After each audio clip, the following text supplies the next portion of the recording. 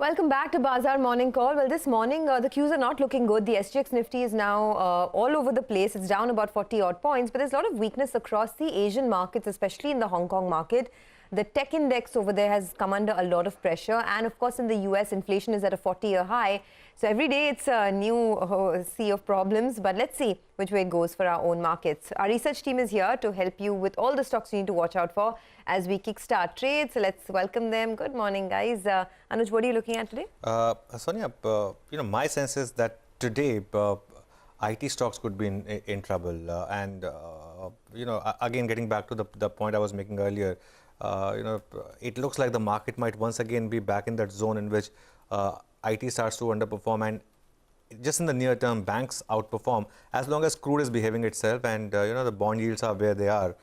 And within that, mid-cap IT, I think Coforge is my first stock to track. Honestly, I don't know what is the plan of bearings here, because 2 years back they had 70% stake. Then they had a couple of block deals.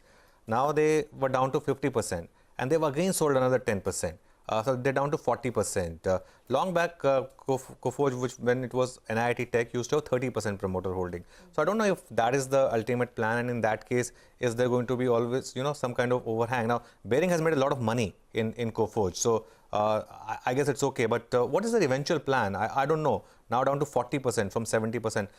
Are they going to go down to 30? That I think is something to keep an eye on. L&T Infotech is the other stock that I'm tracking. Again, it's a stock which has become quite weak. Both the L&T stocks had a big rally and valuation-wise had reached crazy levels. And now that reset is on. So I think these are a couple of stocks. The entire sector I'll watch out for, but these two stocks in particular. Anush, thanks very much for that. So we'll keep an eye out on those names.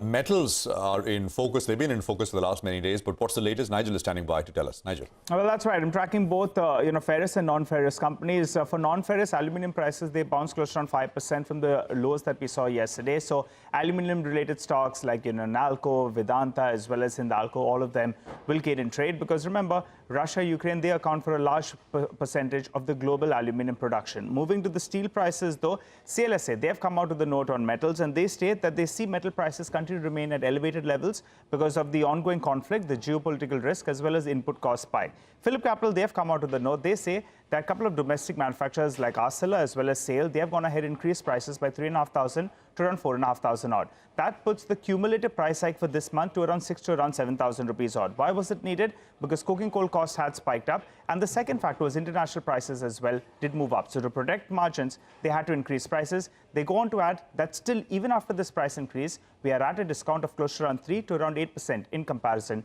to imported steel. So maybe green for all these metal stocks. Okay, green for all the metal stocks. We'll keep an eye out on that. Thanks a lot, Nigel. Let's go across to Ekta now. She's tracking a lot of the diagnostic companies this morning. Ekta, hi, good morning. Hi, morning. Well, the news is that the diagnostic companies are in expansion mode. So, for example, Lupin has said they're opening reference lab in Kolkata, which will be their first reference lab in East India. Now, they will be also setting up franchisee operations to expand in East India, which would be in West Bengal, Assam, Bihar, Orissa, Jharkhand. Now, Thyrocare separately has said that they will be setting up 2 regional processing labs in March in Jaipur, Vizag. 4 regional processing labs have come up for operation this quarter. Now, overall, the impact is that competition is heating up. And for today, I'd watch Dr. Lal's particularly simply because they get around 16.7% of their revenue from East India. They have quite a lot of presence within that space. So hence, they could probably be impacted, especially with Lupin expanding there. And remember, for Lupin, diagnostics is only sub 1% of their total India sales, not even their consolidated sales. And they expect it to grow to only around 5% of their total sales. So while for Lupin is not an important business in terms of, say, a percentage of revenues, for the diagnostic companies, it is definitely competition clicking at their heels. Okay, Ekta, thanks a lot for that. Management changes at Colgate Mangalam.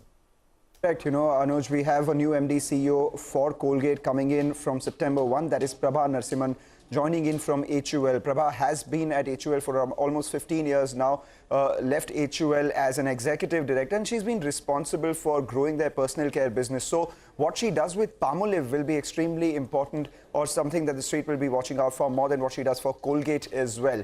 And in FMCG, management changes over the last few years have been the biggest wealth creating opportunities. Case in point, something like Varun Berry, Pratik Pota, or even more recently Sudhir Sitapati as well, joining in from HUL to GCPL. So this is something that the street will monitor closely. Colgate as a stock has been languishing for the last few years. In the last 12 months as well, it has underperformed the FMCG index alongside the Nifty and other indices too. And at 37 times FY23 earnings, it is trading at a discount to the sector. So see some green on that stock. Okay, what's the first name that comes to your mind when we say Palmolive? Kapil Dev. Palmolive da jawab nahi, right? That's correct. Okay, well, we'll keep an eye out on all of these stocks, but let's move on. Nupur is tracking Supreme Petrochem and Ashoka Buildcon, also looking at Bayer Crop, so lots of stocks on our radar today. Nupur, over to you. Well, let's start with Supreme Petrochem, where there is some expansion news pouring it as the company plans to expand its Maharashtra unit by 30,000 ton per year. So green out there on positive news flow. Moving on to then Bayer Crop Sciences, as earlier indicated by company in their annual report that company intends to sell one of its division, and now company has announced to sell environmental science professional business to Sinvin for $2.6 billion US. So watch out for that as well. And lastly, Ashoka Buildcon, as company has received provisional certificate for one of its NHI project, and it is a HAM project. So positive news coming in there as well. Okay, Nupur, thanks very much for that. Why are IGL and Aavas financials in focus? Magalam, tell us. A quick word on these two companies. We start with IGL, where they've gotten distribution rights for 3 more districts in UP. It's Banda, Chitrakoot and Mahoba. So additional business coming in for them. Green out there. And Aavas Finance as well. CDC Group has made an investment of almost 360 crores in the company. So that's a positive news too. Right, let's do a quick recap then of all the stocks that we're tracking this morning. Stocks with positive news flow. There's Hindalco, Nalco, Vedanta, Tata Steel, JSPL, JSW Steel, SAIL, Lupin, Colgate, Supreme Petrochem, Bayer Crop Sciences, Ashoka Buildcon, IGL and Aavas Financiers. While stocks with negative news flow, there's Dr. Lal Pathlabs, Metropolis Health and Fortis Healthcare. There's definitely a lot of competition kicking into that space. But let's get back to tracking the global headlines, because it's a roller coaster ride every day. Let's find out what's happening in the commodity markets overnight. Manisha Gupta is here to give us the latest on that. Manisha, hi, morning. Morning, Sonia. Thank you. Well, the way we started the week and the way we are ending it is very different. We have seen the crude oil prices extend declines from its 14-year highs. So when you look at this week itself, we've made a high of $136 and we are trading at 109 right now. And that's exactly what we are seeing in various other commodities as well. Most of the metals are off-time highs as well. If you look at copper, aluminum, zinc, all of these metals were trading in a backwardation. It has turned into a contango. So cash is trading at a discount to a 3-month is what we are looking at right now. So there is availability now suddenly into the spot markets. That's what's weighing onto the space. And then you have seen rubber decline quite sharply, so much so that it has turned negative for the week and the month as well. And you have the same scenario turning out for the agri space, where wheat, corn, barley were all running up, but we have seen 20 to 30% of a decline come in this week itself for many of these commodities as well. All right, Manisha, thanks very much for that. What we'll do is we'll take a quick break here. Taimur Beg of DBS Bank and Steve England